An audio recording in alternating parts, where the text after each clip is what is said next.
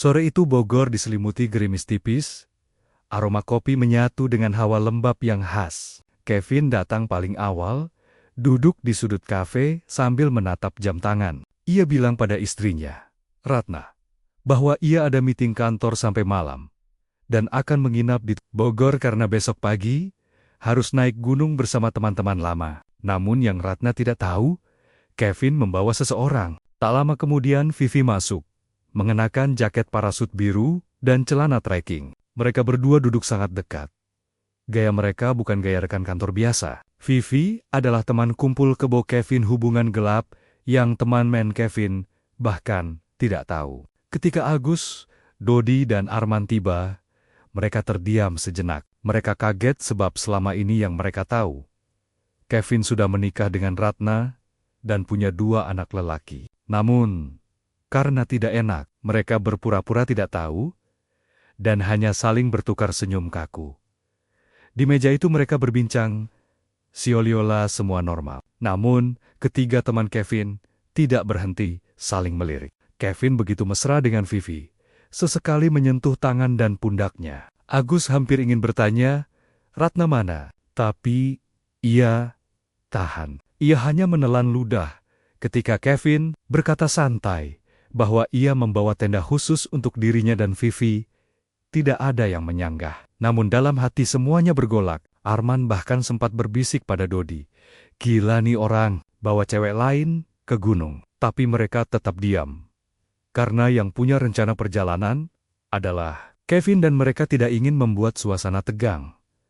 Mereka menyewa mobil dan berangkat sekitar jam 5 sore. Perjalanan menuju basecamp Gunung Gede cukup lengang, karena hari itu Jumat. Banyak orang masih bekerja atau bersiap salat Jumat.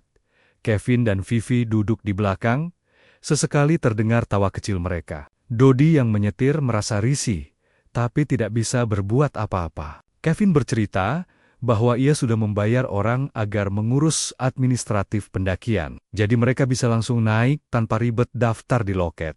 Teman-temannya makin paham bahwa Kevin sudah mempersiapkan liburan haram ini dengan rapi.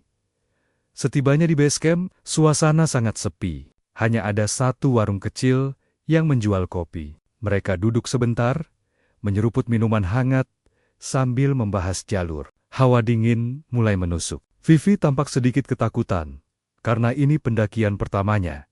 Tapi Kevin menenangkan sambil merangkulnya. Pemandangan itu membuat Agus makin tidak nyaman. Lu yakin Ratna nggak curiga? Tanya Arman dalam hati.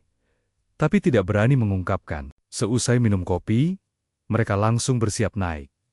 Awal pendakian berjalan normal. Pos demi pos mereka lalui dengan cepat. Cuaca cerah, langit bersih, dan jalur relatif mudah. Tidak ada tanda-tanda aneh. Vivi sesekali mengeluh lelah. Tapi Kevin selalu membantu. Sesekali mereka berjalan berdua di belakang sambil bergandengan tangan. Ketika mendengar suara tawa mereka, Dodi hanya tersenyum pahit. Ia tidak habis pikir bagaimana Kevin tega mempermalukan keluarganya sendiri. Menjelang sore mereka tiba di Surya Kencana. Hamparan padang sabana itu luas dan indah.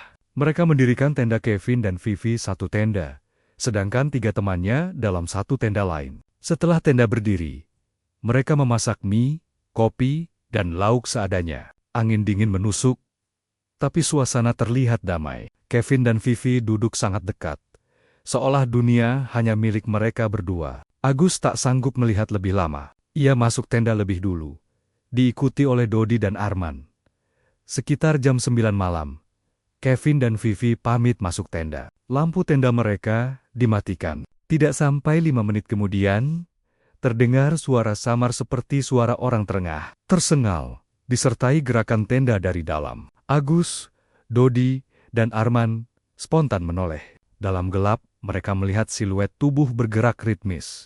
Mereka terdiam, tidak bisa berkata apapun. Mereka sadar, Kevin dan Vivi sedang berbuat zina di tempat yang begitu sunyi dan sakral bagi para pendaki. Rasa takut dan risih bercampur menjadi satu. Mereka memilih masuk tenda dan memejamkan mata. Pura-pura tidak tahu.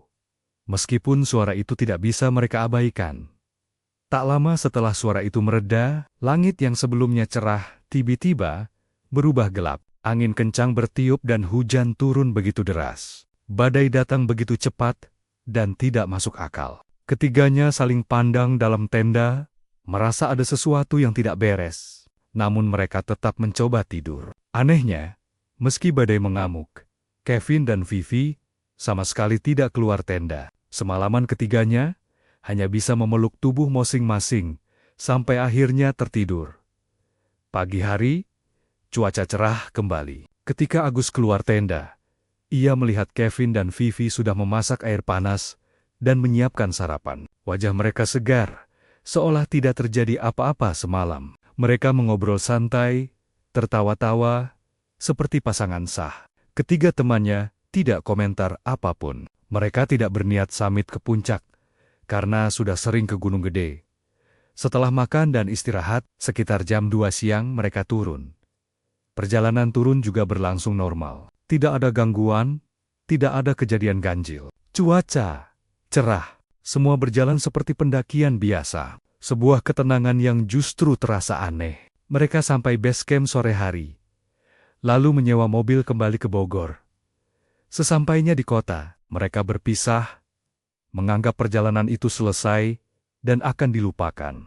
3 hari setelah pendakian, tibalah kabar itu. Kevin dan Vivi mengalami kecelakaan mobil. Mobil mereka remuk parah.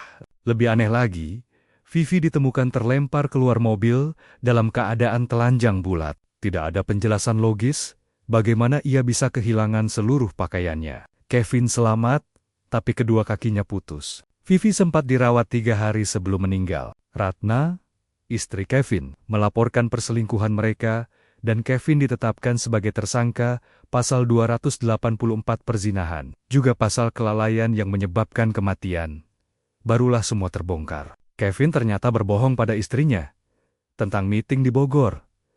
Ia sengaja pergi untuk bermesraan dengan Vivi di gunung. Berita kecelakaan dan perselingkuhan itu viral. Kantor memecat Kevin dengan tidak hormat. Ratna menggugat cerai.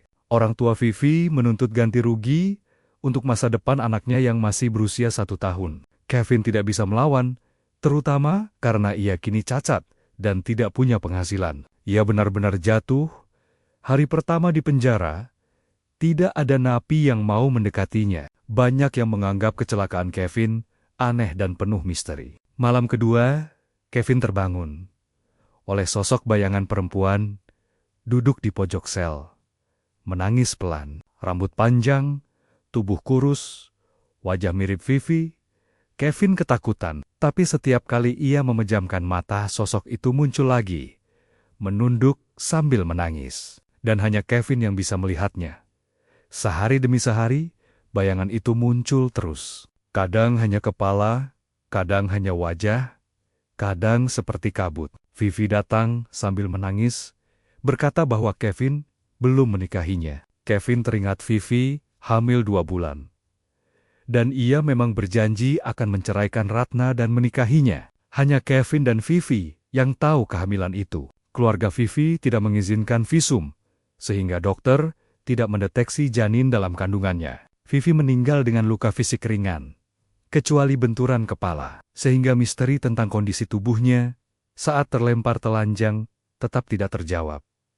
6 bulan kemudian, Kevin mulai berteriak-teriak. Napi lain marah karena ia mengganggu tidur. Akhirnya, Kevin diisolasi. Malam pertama di ruang isolasi, Vivi muncul lagi tapi kini dengan wujud menyeramkan. Rambutnya agak kekoken, matanya merah, baju putih lusuh, berlumur tanah, dan ia menggendong bayi. Kevin hampir tidak bisa bernapas melihatnya. Ia kehilangan kesadaran berkali-kali. Karena alasan kesehatan mental, masa tahanannya dikurangi setengah. Setelah 2,5 tahun, ia dikeluarkan dan dikirim ke RSJ Sidoarjo, kampung halamannya. Namun keluarganya miskin, tidak mampu membayar, sehingga hanya 1 tahun kemudian ia dikeluarkan.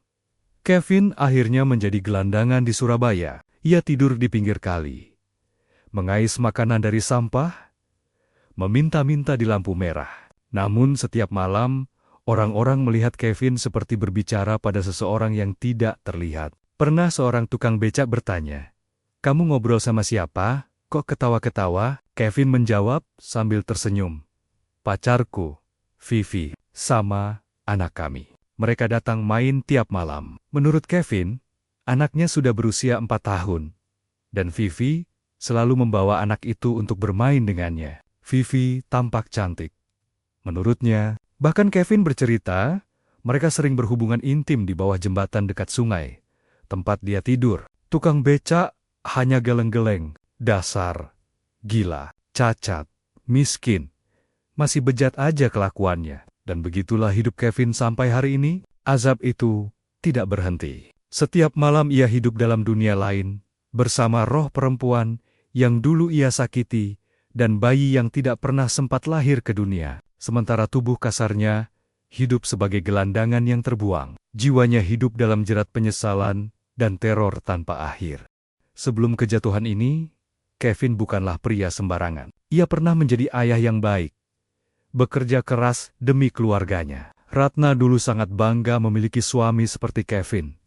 Setiap pagi, Kevin mengantar anaknya sekolah sebelum berangkat ke kantor. Ia jarang pulang larut, lebih memilih menghabiskan waktu bersama keluarga. Ia bahkan dikenal religius di kampungnya. Tidak ada yang menyangka, seorang Kevin yang dahulu lembut dan penuh tanggung jawab, bisa terjerumus dalam dosa sedalam ini. Semua dimulai dari saat Vivi, seorang sales baru, di kantornya datang membawa badai dalam hidupnya. Vivi awalnya terlihat biasa saja, ramah, sopan, sering bertanya kepada Kevin soal pekerjaan. Tapi lama-lama, Vivi mulai menunjukkan perhatian lebih. Ia sering memuji Kevin, memancing obrolan personal, bahkan memberi kode-kode halus. Kevin yang saat itu sedang ada masalah rumah tangga, merasa seperti punya pelarian. Vivi semakin agresif, mengundang Kevin makan siang, pura-pura butuh ditemani presentasi, hingga akhirnya mengajak Kevin ke sebuah apartemen yang katanya tempat istirahat kalau lembur. Disitulah semua dimulai. Hubungan terlarang itu berjalan tanpa ada yang tahu. Mereka kumpul kebo berbulan-bulan. Kevin memberikan apartemen itu untuk Vivi, bahkan membayar seluruh kebutuhan Vivi dan anaknya. Vivi memanfaatkan kesempatan itu, dan Kevin terperangkap semakin dalam. Keluarga Kevin akhirnya tahu hubungan terlarang itu, namun bukannya menegur, mereka justru membantu Kevin menutupi dari Ratna. Ibunya Kevin, yang sejak dulu sangat terobsesi uang, justru senang ketika mendengar Kevin menghabiskan banyak uang untuk Vivi karena berarti ada lebih banyak yang bisa dia minta dari Kevin. Ibu Kevin bahkan beberapa kali memberi alibi palsu saat Ratna menelepon mencari suaminya. Ia berkata Kevin sedang lembur, sedang rapat luar kota, atau sedang menengok saudara sakit. Padahal, Kevin sedang berada di apartemen dengan Vivi. Ibunya rela berbohong demi uang belanja tambahan yang rutin Kevin kirimkan. Dari sinilah, akar azab keluarga Kevin mulai tumbuh. Sebelum bekerja di Jakarta sebagai manajer, keluarga Kevin memang miskin. Tidak punya rumah layak. Bahkan, makan pun kadang susah. Namun begitu tahu Kevin sukses dan punya jabatan, seluruh keluarganya ikut menumpang hidup darinya. Ayah Kevin memaksa Kevin membelikan rumah untuk setiap anaknya. Kakaknya, adiknya, bahkan iparnya, semua meminta uang. Kevin yang dulu terlalu baik dan takut mengecewakan keluarga, menuruti semua permintaan itu. Ia membiayai sekolah ponakan, membangun rama-rama kecil untuk keluarganya di kampung, sampai-sampai gajinya hampir habis setiap bulan. Mereka hidup nyaman, makan enak, bahkan bisa dikatakan menjadi keluarga terpandang di kampung, hanya karena uang Kevin.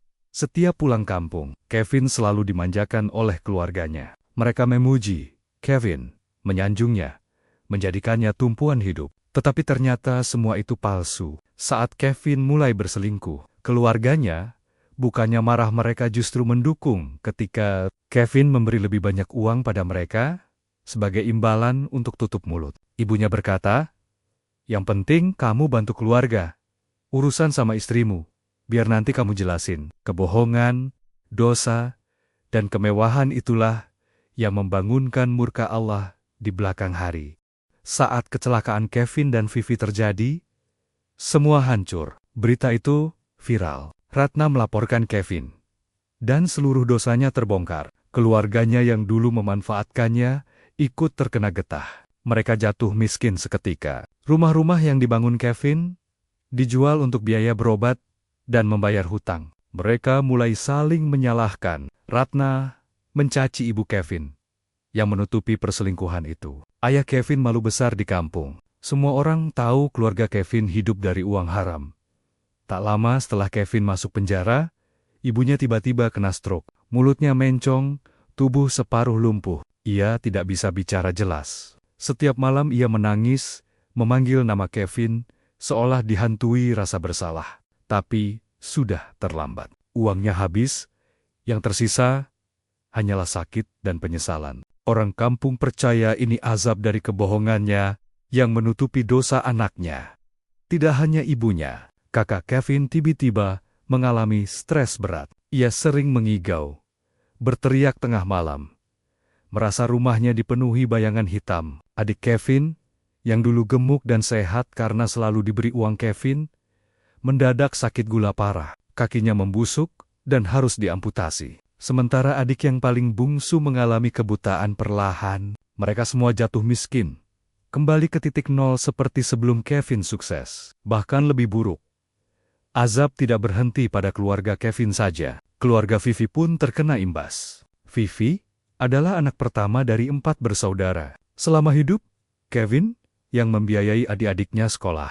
Ia membayar kuliah, kursus, bahkan kebutuhan bulanan mereka. Setelah Vivi meninggal, semuanya runtuh. Adik nomor 3 yang ikut melaporkan Kevin malah dipenjarakan oleh istri tuanya akibat kasus berbeda. Adik laki-laki Vivi bercerai karena ketahuan sering memanfaatkan uang kakaknya untuk hal-hal yang tidak jelas. Mereka semua kembali miskin seperti dulu.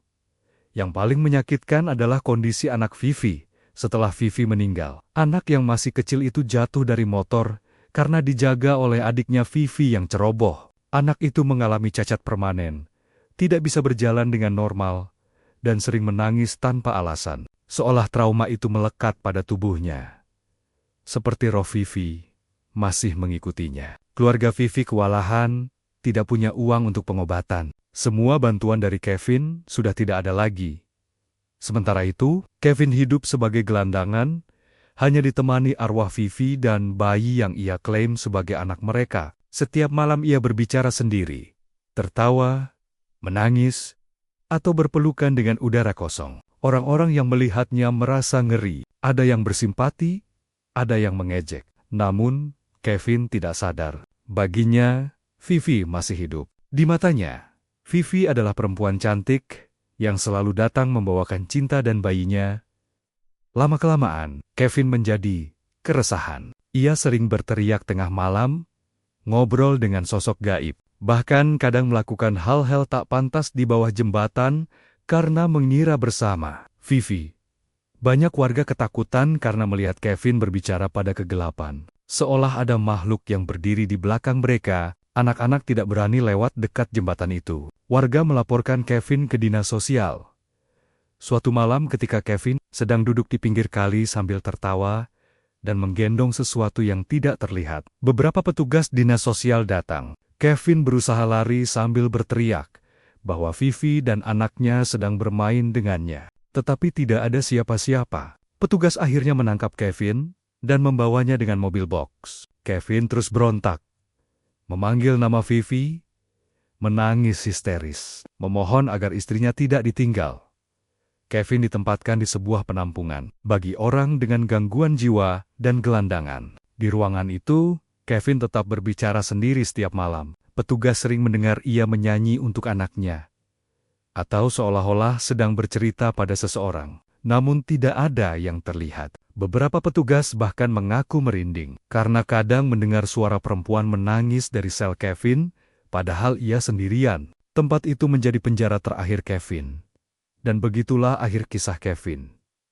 Ia yang dulu seorang ayah penyayang, suami baik, dan tulang punggung keluarga, hancur oleh dosa perselingkuhan dan ketamakan keluarga. Keluarga Vivi dan keluarga Kevin soma-suma jatuh, kehilangan harta, kesehatan, bahkan kewarasan. Kevin kini hidup sebagai biang-beang manusia, menunggu maut dalam keadaan tersiksa. Tidak ada yang tahu apakah arwah Vivi benar-benar mengikutinya Atau itu hanya buah dari rasa bersalah yang menumpuk? Yang jelas, azab itu nyata, dan Kevin mengalaminya setiap detik hingga nafas terakhirnya nanti. Di dalam penampungan itu, Kevin menjadi penghuni yang paling sering membuat petugas merinding. Setiap malam ia berbicara sendiri, seolah sedang berdiskusi dengan dua sosok Vivi dan bayi mereka. Kadang Kevin tertawa kecil, kadang ia berubah murung sambil menangis. Para petugas menganggapnya hal biasa bagi pasien dengan gangguan mental berat. Tetapi ada sesuatu yang berbeda dari Kevin. Ia sering berhenti bicara tiba-tiba, lalu menatap sudut gelap ruangan dan berkata pelan, "Vivi, jangan pergi dulu." Beberapa petugas yang jaga malam pernah melihat bayangan seperti perempuan berambut panjang berdiri di belakang Kevin. Tetapi ketika lampu dinyalakan tidak ada siapa-siapa. Setiap Kevin tidur, mimpi yang sama selalu datang. Ia berada di Surya Kencana. Malam ketika ia berzina dengan Vivi. Dalam mimpinya, tenda bergoyang, hujan badai mengguncang, dan suara erangan Vivi bercampur tangisan bayi. Kevin terbangun dengan keringat dingin, tubuh gemetar. Tetapi yang lebih membuatnya takut adalah ketika ia membuka mata dan melihat Vivi duduk di ujung ranjang sambil tersenyum pucat. "Kenapa kamu lari dari janji nikah kita, Vin?" Vivi bergumam. Kevin hanya bisa menutup mata, menahan ketakutan yang sudah menjadi bagian hidupnya. Beberapa petugas mulai tidak mau jaga dekat sel Kevin.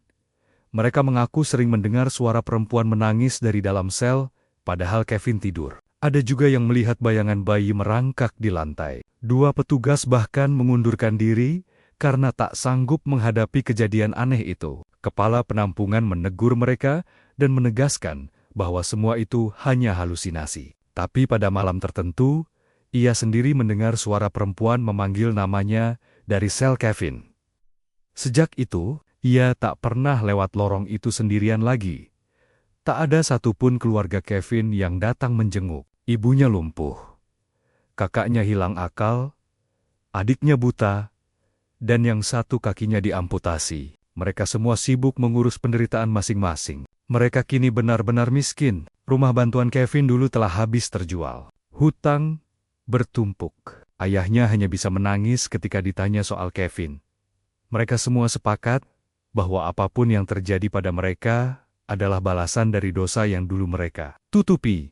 Sementara itu, keluarga Vivi juga tak kalah hancur. Adiknya yang dulu disekolahkan Kevin kini jadi pengangguran. Adik laki-lakinya ditinggal istri. Anak Vivi yang cacat itu sering sakit.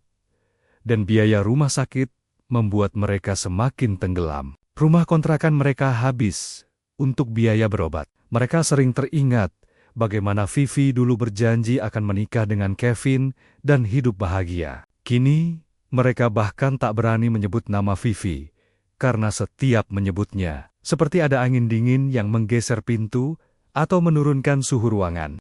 Kevin semakin parah. Ia sudah tidak bisa membedakan mana dunia nyata dan mana dunia di mana Vivi berada. Ia sering meminta petugas menyiapkan popok untuk anaknya. Ia meminta selimut tambahan untuk Vivi.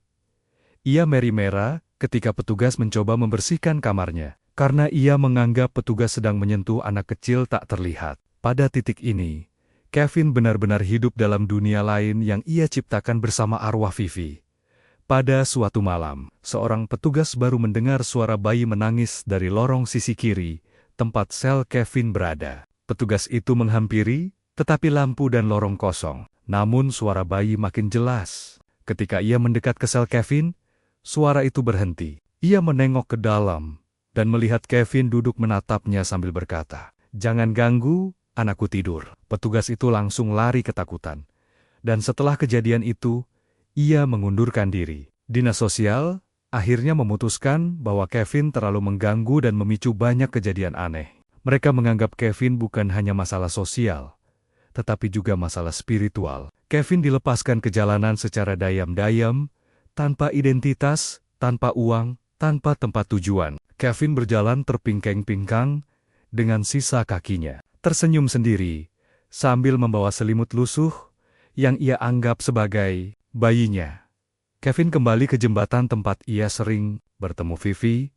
Ia duduk di tepi sungai sambil mengelus-elus sesuatu di pangkuannya yang tidak ada. Malam itu, hujan turun deras. Beberapa warga yang melihatnya dari kejauhan menyaksikan sesuatu yang tak dapat dijelaskan. Ada perempuan berbaju putih berdiri di belakang Kevin, memayunginya dengan tangan kosong. Padahal hujan begitu deras sehingga air memercik di mana-mana. Tapi area di sekitar Kevin tetap kering. Pada suatu malam, warga mendengar tawa perempuan dari bawah jembatan. Tawa itu panjang, melengking, seperti tawa seseorang yang sedang bahagia, sekaligus tersiksa. Ketika mereka mendekat, Kevin sedang berputar-putar, menari sambil menggendong sesuatu yang tidak terlihat. Ia terus berkata, "Akhirnya kita bahagia ya, Vi. Kita bertiga." Warga ketakutan dan menjauh. Mereka mulai percaya bahwa tempat itu sudah tidak suci lagi. 3 teman Kevin yang dulu ikut naik gunung pun terdampak. Arman mulai sering bermimpi melihat tenda Kevin bergoyang, suara erangan malam itu, dan badai tiba-tiba. Dodi mengalami kecelakaan motor kecil yang membuatnya trauma. Agus merasakan hawa dingin setiap kali sendirian. Mereka bertiga akhirnya sepakat bahwa mungkin apa yang mereka lihat di Surya Kencana malam itu bukan sekadar zina manusia, tapi zina yang terjadi di tempat sakral yang tidak boleh dinodai. Beberapa pendaki Gunung Gede mulai melaporkan kejadian ganjil. Ada yang melihat 2 sosok pria pincang dan perempuan berambut panjang berjalan di jalur malam-malam. Ada yang mendengar suara erangan dari dalam tenda kosong. Ada pula yang melihat perempuan baju putih dengan perut membesar, meminta tolong dicarikan Kevin. Cerita ini mulai menyebar di komunitas pendaki. Kevin semakin kurus, wajahnya cekung, matanya kosong. Banyak warga kota Surabaya mengira Kevin sudah meninggal karena tubuhnya hampir tak lagi seperti manusia sehat. Tetapi setiap malam, ia tetap berbicara pada keluarga kecilnya. Warga menghindari jembatan itu. Mereka percaya Kevin bukan lagi manusia sepenuhnya. Ia setengah hidup, setengah dunia lain. Suatu malam, beberapa warga mendengar getaran dari bawah jembatan, seperti suara langkah kaki banyak orang. Ketika mereka mengintip, Kevin sedang sujud sambil menangis keras. Di belakangnya, samar-samar terlihat bayangan perempuan sedang menggendong bayi. Angin berputar seperti pusaran, membuat dedaunan berterbangan. Warga lari turborit-berit karena takut melihat sesuatu yang tidak seharusnya. Lama-kelamaan, tubuh Kevin mulai menghitam seperti luka yang tidak pernah sembuh. Dokter yang melihatnya berkata, itu seperti luka bekas terbakar. Tapi Kevin tidak pernah terbakar. Beberapa warga percaya itu tanda bahwa tubuh Kevin mulai dimakan sesuatu yang tidak terlihat. Namun Kevin justru tersenyum setiap kali melihat tubuhnya sendiri di air sungai. Vivi bilang, "Aku masih ganteng," katanya, beberapa minggu setelah Kevin menghilang. Seorang ojek online mengaku melihat Kevin berdiri di pinggir sungai, lengkap dengan Vivi dan seorang anak kecil. Ketiganya berjalan perlahan menuju kabut tebal, kemudian menghilang. Ojek itu jatuh pingsan, dan setelah sadar, ia langsung pergi dari kota untuk selama-lamanya. Akhir cerita Kevin bukanlah kematian, melainkan lenyapnya ia dari dunia manusia. Keluarganya, keluarga Vivi teman Temonia, semua merasakan azab dan kehancuran masing-masing. Tidak ada yang selamat. Dosa itu seperti menjalar dan menghantui setiap orang yang pernah terlibat. Gunung Gede pun masih menyimpan cerita tentang malam ketika tenda itu bergoyang. Dan sampai sekarang, beberapa pendaki masih mendengar suara erangan di Surya Kencana. Seolah kisah Calvin dan Vivi tidak pernah benar-benar berakhir.